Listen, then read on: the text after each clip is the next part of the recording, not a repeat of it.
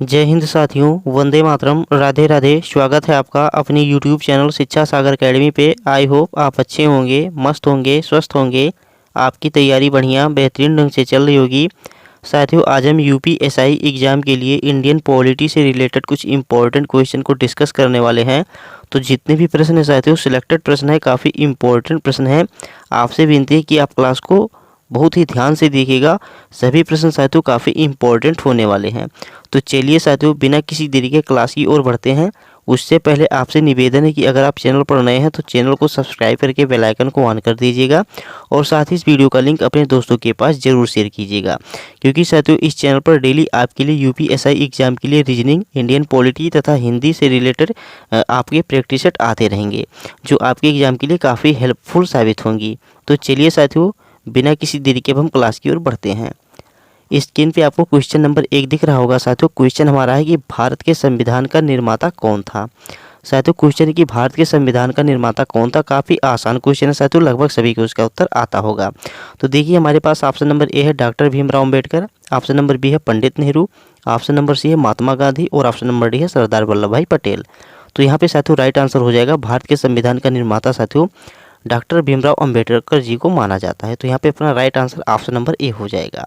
चलिए साथियों, बिना किसी देरी के क्लास नंबर 2 क्वेश्चन नंबर 2 की ओर बढ़ते हैं। स्क्रीन पे साथियों क्वेश्चन नंबर 2 दिखाई दिया। प्रश्न नंबर 2 हमारा है कि भारतीय संविधान का अनुकूलन किसके द्वारा किया गया था। देखिए साथियों, क्वेश्चन हमारा है कि भारतीय संविधान का अनुकूलन जो है साथियों ये किसके द्वारा किया गया था। तो ऑप्शन नंबर ए है साथियों भारतीय संविधान सभा, ऑप्शन नंबर बी है ब्रिटिश संसद, ऑप्शन नंबर सी है साथियों डॉक्टर भीमराव अम्बेडकर और ऑप्शन नंबर डी है प्रधानमंत्री। तो साथियों यहाँ पे राइट आंसर हो जाएगा, भारतीय संविधान का अनुकूलन साथियों जो है ये भारतीय संविधान सभा द्वारा किया गया था। तो यहाँ पे ऑप्शन नंबर ए अपना राइट आंसर हो जाएगा साथियों। ऑप्शन नंबर ए यहाँ पे करेक्ट आंसर होगा कि भारतीय संविधान का अनुकूलन साथियों भारतीय संविधान सभा द्वारा किया गया था। नेक्स्ट क्वेश्चन है साथियों, क्वेश्चन नंबर 3 है साथियों, भारत के राष्ट्रपति का कार्यकाल कितना होता है। काफ़ी आसान क्वेश्चन है साथियों, भारत के राष्ट्रपति का कार्यकाल कितना है।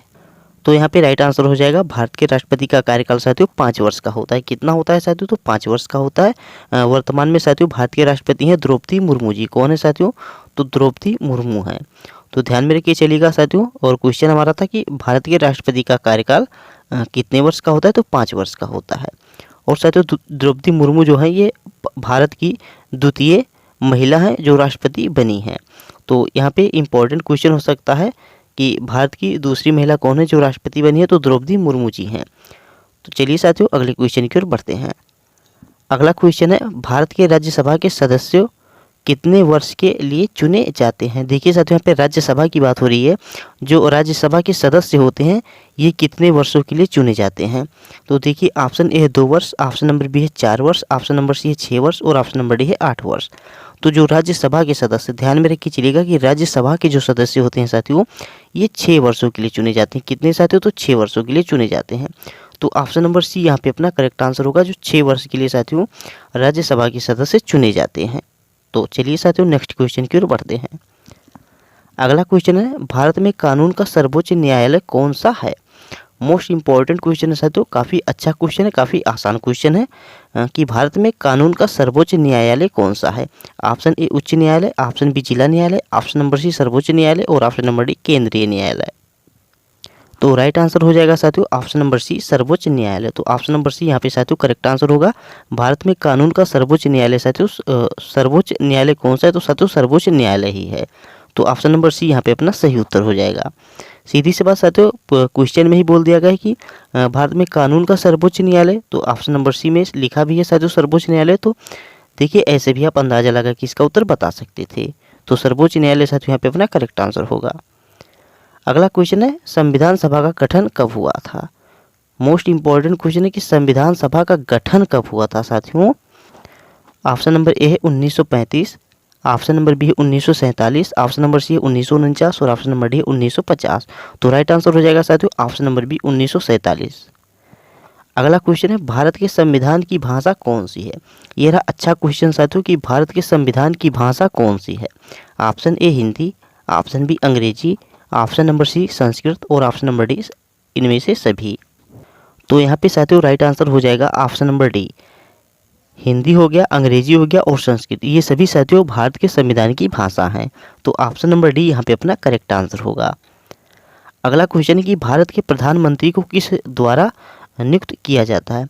देखिए साथियों यहाँ पे क्वेश्चन है कि भारत के प्रधानमंत्री को किसके द्वारा, यानी भारत के प्रधानमंत्री को किसके द्वारा नियुक्त किया जाता है, यानी शपथ भारत के प्रधानमंत्री को कौन दिलवाते हैं। तो ऑप्शन नंबर ए यहाँ पे राष्ट्रपति, ऑप्शन नंबर बी है संसद, ऑप्शन नंबर सी है सर्वोच्च न्यायालय और ऑप्शन नंबर डी है राज्यसभा। तो यहाँ पे राइट आंसर हो जाएगा साथियों ऑप्शन नंबर ए, राष्ट्रपति के द्वारा साथियों भारत के प्रधानमंत्री को शपथ दिलवाया जाता है। तो भारत के प्रधानमंत्री की नियुक्ति साथियों राष्ट्रपति के द्वारा होती है। तो ऑप्शन नंबर ए यहाँ पे अपना करेक्ट आंसर होगा। नेक्स्ट क्वेश्चन है संसद का विशेषाधिकार क्या है। देखिए साथियों संसद का जो विशेष अधिकार होता है इसका मतलब क्या होता है। तो देखिए ऑप्शन ए हमारा है किसी सदस्य को कानूनी सुरक्षा देना, ऑप्शन नंबर बी हमारा है संसद के बाहर कोई भी बयान नहीं दे सकते, ऑप्शन नंबर सी है संसद की कार्यवाही पर न्यायिक नियंत्रण और ऑप्शन नंबर डी है उपरोक्त सभी। तो देखिए क्वेश्चन हमारा है कि संसद का विशेषाधिकार यानी संसद का जो विशेष अधिकार है ये क्या है। तो देखिए यहाँ पे राइट आंसर हो जाएगा ऑप्शन नंबर डी यानी उपरोक्त में जो सभी है साथियों ये संसद के विशेष अधिकार हैं। किसी सदस्य को कानूनी सुरक्षा देना, संसद के बाहर कोई भी बयान नहीं दे सकते, संसद की कार्यवाही पर न्यायिक नियंत्रण, तो ये सभी साथियों संसद के विशेष अधिकार हैं। तो ऑप्शन नंबर डी यहाँ पे करेक्ट आंसर होगा। साथियों यदि आपको क्लास अच्छी लग रही है तो प्लीज़ आप वीडियो को लाइक कर दीजिए। साथ ही अगर आप चैनल पर नए हैं तो चैनल को सब्सक्राइब करके बेल आइकन को ऑन जरूर कीजिएगा और जितना हो सके साथियों इस वीडियो का लिंक अपने दोस्तों के पास शेयर कर दीजिए। जितना हो सके साथियों अपने दोस्तों के पास वीडियो का लिंक शेयर कीजिए। तो चलिए साथियों अब अगले क्वेश्चन की ओर बढ़ते हैं। अगला क्वेश्चन है कि भारत में राज्यपाल की नियुक्ति कौन करता है। साथियों क्वेश्चन है कि भारत में राज्यपाल की नियुक्ति कौन करता है।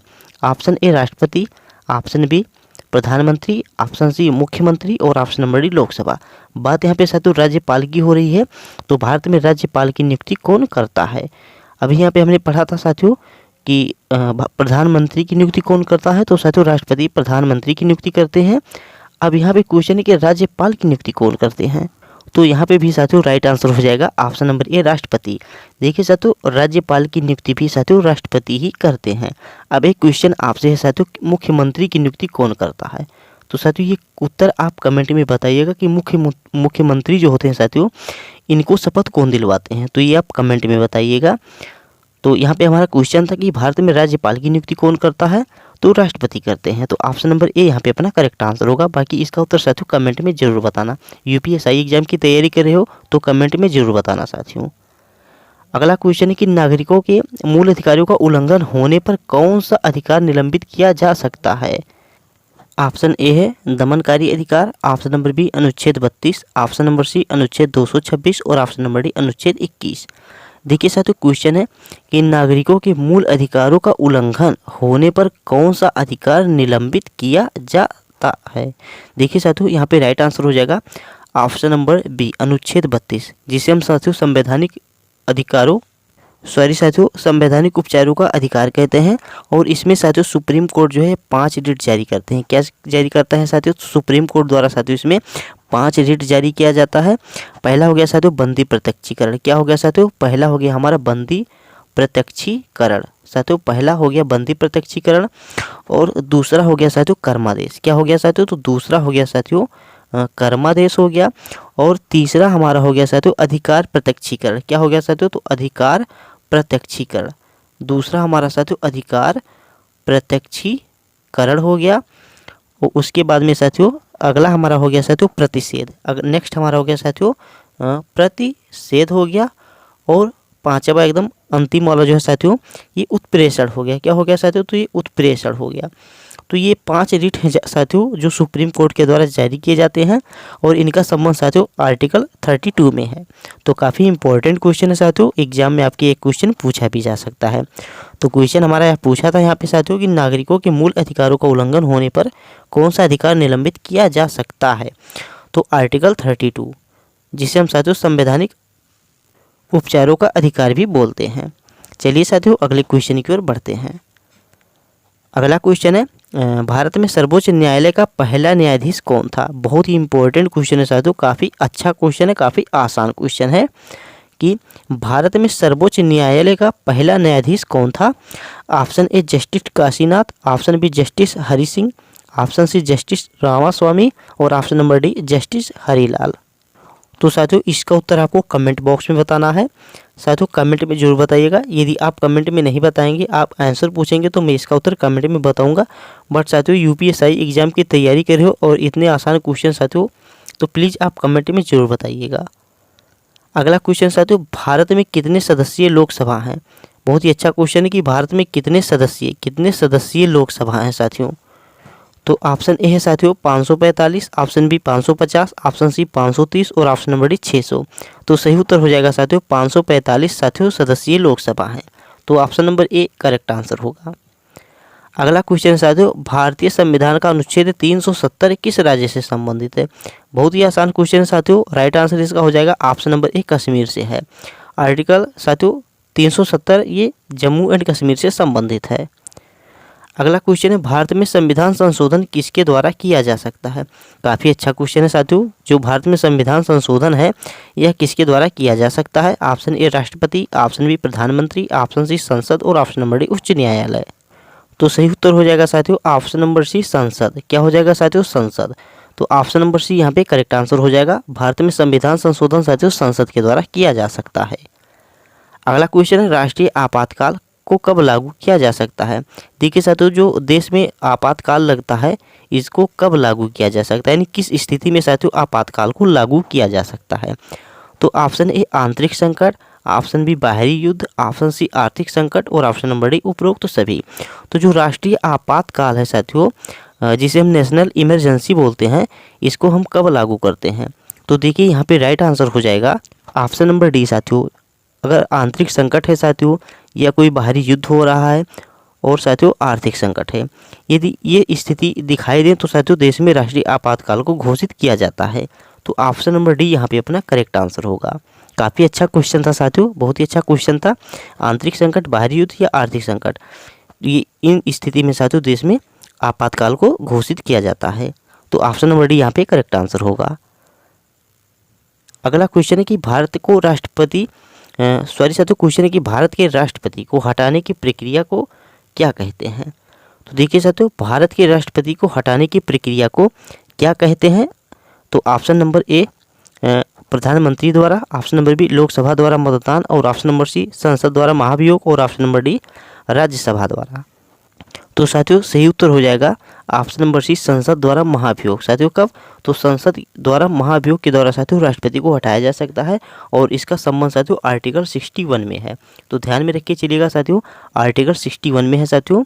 और अगर आपसे एग्जाम में पूछे कि राष्ट्रपति का संबंध किस अनुच्छेद से है साथियों, तो अनुच्छेद 52 से साथियों राष्ट्रपति का संबंध है और 60 से इनका संबंध साथियों शपथ है और 61 साथियों महाभियोग है। तो संसद द्वारा महाभियोग से साथियों राष्ट्रपति को हटाया जाता है। तो यहाँ पे हमारा क्वेश्चन था कि भारत के राष्ट्रपति को हटाने की प्रक्रिया क्या है? तो संसद द्वारा महाभियोग। तो ऑप्शन नंबर सी यहाँ पे करेक्ट आंसर होगा और इनका संबंध साथियों आर्टिकल 61 में है। नेक्स्ट क्वेश्चन है कि भारतीय संविधान में एकल निर्वाचन प्रणाली का पालन किसने किया है? देखिए साथियों, क्वेश्चन है कि भारतीय संविधान में एकल निर्वाचन प्रणाली यानी सिंगल इलेक्ट्रल सिस्टम का पालन किसने किया है? Option A Rajya Sabha, option B राष्ट्रपति, ऑप्शन सी लोकसभा और ऑप्शन नंबर डी विधानसभा। तो करेक्ट आंसर होगा साथियों ऑप्शन नंबर सी लोकसभा। क्या हो जाएगा साथियों? तो लोकसभा। तो ऑप्शन नंबर सी यहाँ पे करेक्ट आंसर होगा। अगला क्वेश्चन है कि भारत में सबसे पहले आम चुनाव कब हुए थे? इंपॉर्टेंट क्वेश्चन है कि भारत में सबसे पहले आम चुनाव कब हुए थे? ऑप्शन ए 1951 से 52, ऑप्शन बी 1950, ऑप्शन सी 1960 और ऑप्शन नंबर डी 1947। तो भारत में सबसे पहले आम चुनाव कब हुए थे क्वेश्चन है हमारा। तो साथियों यहाँ पे राइट आंसर हो जाएगा ऑप्शन नंबर ए 1951 से 52। साथियों क्या हो जाएगा? तो 1951 से 52 ये साथियों हमारे यहाँ पे राइट आंसर हो जाएंगे कि भारत में सबसे पहले आम चुनाव साथियों कब हुए? तो 1951 से 52 के बीच में हुए। तो ऑप्शन नंबर ए सही उत्तर होगा। अगला क्वेश्चन है कि भारत में एकता और अखंडता को बनाए रखने के लिए संविधान में कौन सा अनुच्छेद दिया गया है? काफ़ी अच्छा क्वेश्चन है साथियों कि भारत में एकता और अखंडता को बनाए रखने के लिए संविधान में कौन सा अनुच्छेद दिया गया है? हमारा विकल्प है साथियों ऑप्शन नंबर ए अनुच्छेद 51A, ऑप्शन नंबर बी है साथियों अनुच्छेद 1, ऑप्शन नंबर सी है साथियों अनुच्छेद 2 और ऑप्शन नंबर डी है साथियों अनुच्छेद 3। तो सही उत्तर हो जाएगा साथियों ऑप्शन नंबर बी आर्टिकल 1। तो ऑप्शन नंबर बी यहाँ पे साथियों सही उत्तर होगा। अगला क्वेश्चन है राष्ट्रपति के चुनाव में कौन वोट करता है। अच्छा क्वेश्चन है कि राष्ट्रपति के चुनाव में कौन वोट करता है। ऑप्शन नंबर ए साथियों केवल सांसद, ऑप्शन बी केवल राज्यसभा सदस्य, ऑप्शन सी सांसद और विधानसभा सदस्य और ऑप्शन नंबर डी केवल राज्यसभा सदस्य। तो सही उत्तर होगा साथियों ऑप्शन नंबर सी सांसद और विधानसभा सदस्य। कौन साथियों, तो सांसद और विधानसभा सदस्य राष्ट्रपति को वोट करते हैं। तो ऑप्शन नंबर सी यहाँ पे करेक्ट आंसर होगा। अगला क्वेश्चन है राज्यसभा में कितने सदस्य नामांकित होते हैं। साथियों क्वेश्चन है कि राज्यसभा में कितने सदस्य नामांकित होते हैं। Option number A 10, option B 12, option C 15, option D 20।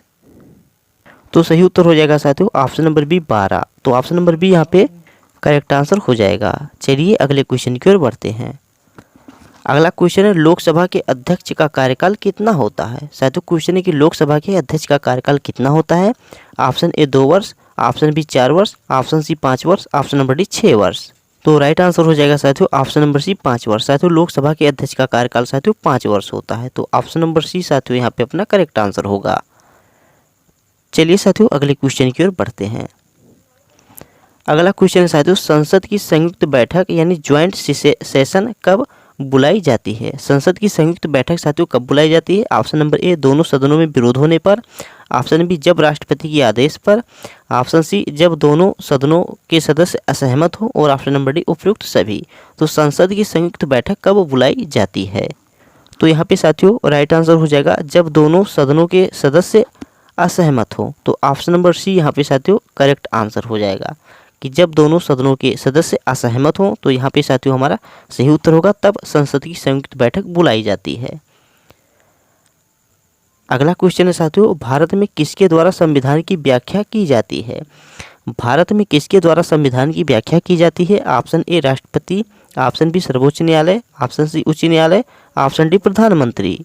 तो यहाँ पे साथियों करेक्ट आंसर हो जाएगा ऑप्शन नंबर बी साथियों सर्वोच्च न्यायालय। भारत में किसके द्वारा संविधान की व्याख्या की जाती है। तो साथियों सर्वोच्च न्यायालय के द्वारा। तो ऑप्शन नंबर बी यहाँ पे अपना करेक्ट आंसर होगा। तो बस साथियों हमारे पास केवल टॉप 25 प्रश्न थे। आपको क्लास कैसी लगी। क्लास अच्छी लगी तो प्लीज़ आप वीडियो को साथियों लाइक कर दीजिएगा। साथ ही अगर आप चैनल पर नए हैं तो चैनल को साथियों जरूर से जरूर सब्सक्राइब कीजिएगा और जितना हो सके साथियों इस वीडियो का लिंक अपने दोस्तों के पास जरूर शेयर कीजिए। साथियों जितना आप वीडियो को शेयर करेंगे उतना ही मैं आपके लिए प्रैक्टिस सेट लेके आऊँगा। तो अभी साथियों हम पॉलिटी से रिलेटेड प्रैक्टिस सेट को कर रहे हैं उसके बाद में साथियों हम हिंदी के प्रैक्टिस सेट को करेंगे, फिर रीजनिंग के प्रैक्टिस सेट को करेंगे। तो अभी साथियों आपकी पॉलिटी की प्रैक्टिस सेट आएगी। उसके बाद पॉलिटी के बाद साथियों मूल विधि भी इसी में हम शामिल करके प्रैक्टिस सेट में करने वाले हैं।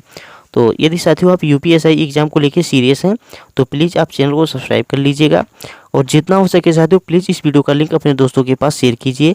आप लोग वीडियो देख लेते हो साथियों लेकिन आप वीडियो को शेयर नहीं करते।